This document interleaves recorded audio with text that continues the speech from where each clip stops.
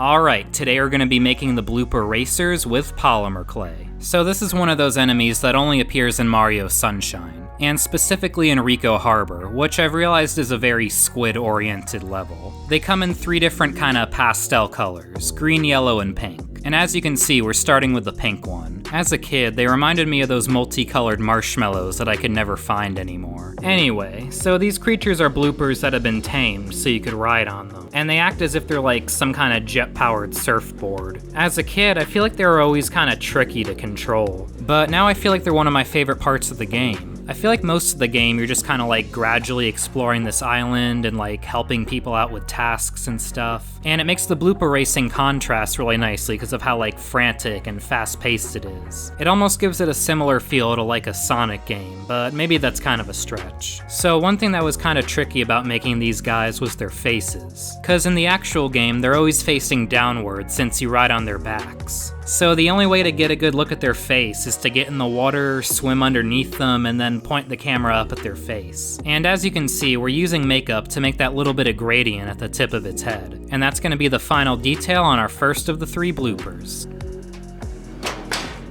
And for the next 2 bloopers, I'm just going to speed through the process really quickly, because it's exactly the same, just with different colors. Anyway, on to the yellow one. So another cool thing about these guys is that the different colors aren't just for show. Each one controls a little differently. Green is slow, yellow is average speed, and pink is fast but hard to control. I pretty much always went for the green one, but it was just because I liked the color.